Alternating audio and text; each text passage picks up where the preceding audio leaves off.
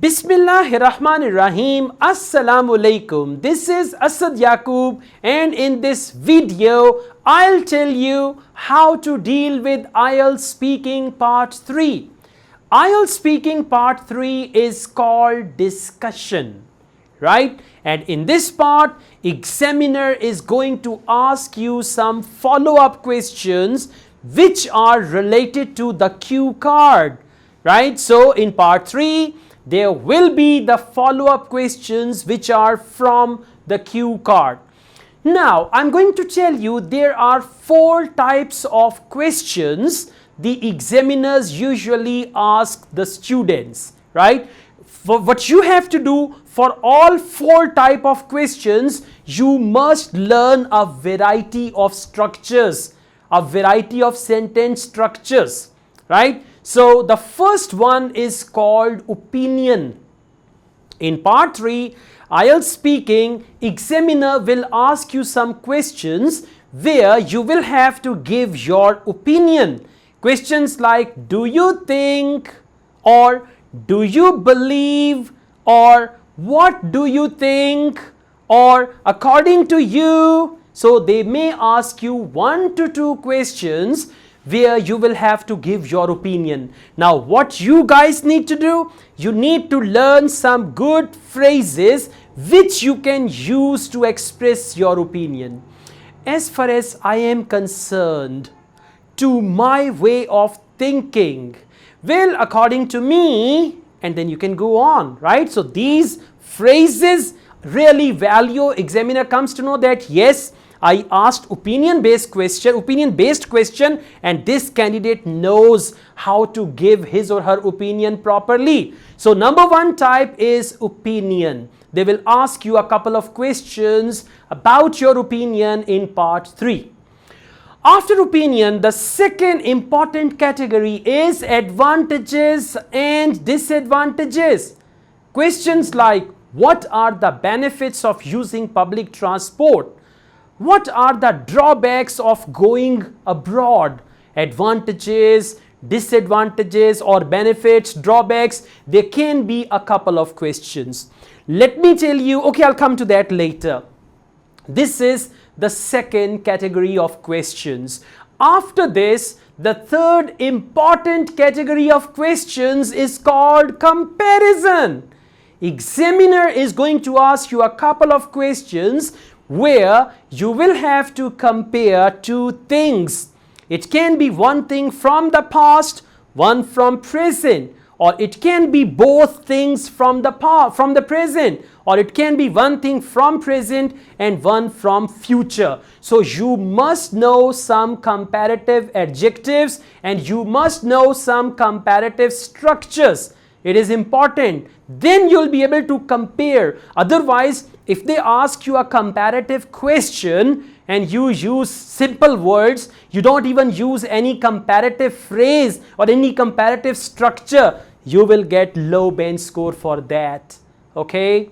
Exactly. So you must know. They may ask you, all right, what's the difference between the education system of your country and a foreign country?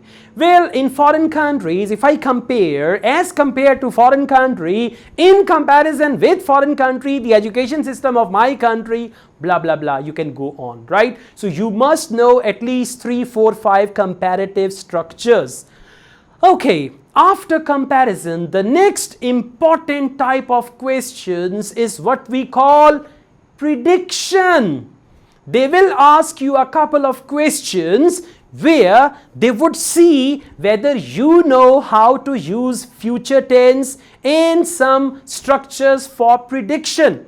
For example, the questions like, do you think people will continue to use public transport after 20 years? Say yes, after 20 years, people are likely to use public transport. Now, people are likely after 20 years, I foresee these changes, foresee, likely, there are chances, it is estimated, according to my perception after 20 years. So, if you use these type of structures, believe you me, you can get 7-8 band easily. Easily you can get 7-8 band. What do the students do? They ask a comparative question, and my dear students, they use is, am, are, have, has, had, and all that. They ask you a question about future prediction, and students don't know anything other than will. Everywhere they put will, and as a result they get low bench score. So you should know a variety. Now let me summarize my talk. First of all, they're going to ask you some questions where you have to give your opinion. After opinion, advantages, disadvantages. After that, third category is comparison, and fourth category is what we call prediction. Now let me tell you how to answer the question in IELTS speaking part 3. Well guys, there is one thing which is called signposting. You must use signposting. For example, if the question is, alright, what are the benefits of using public transport? Say, well, there are several benefits of using public transport. First of all, then elaborate your first point in one sentence only or two sentences. Secondly, elaborate your second point. And finally, if you use public transport, the last point and finish. This is what we call signposting. Go to Google, type there signposting language or signpost language. You will find these type of structures there. So remember, answer the question directly, then use signpost words in part 3. If you use signpost words, examiners will be forced to give you high bench score. Believe you me, they will give you very good bench score, and then you'll be surprised. There'll be tears of joy in your eyes. My speaking bench score is the best. Okay, you should follow all these things. I teach IELTS here in Lahore. I have my own institute where I teach IELTS classes. If you wish to join my institute in Lahore, or if you can come to Lahore, you are most welcome. Apart from this, I teach IELTS online. If you want to join my online IELTS classes, my WhatsApp number is given. You can contact me for that. Asad Yaqub truly wishes you all the best with your IELTS.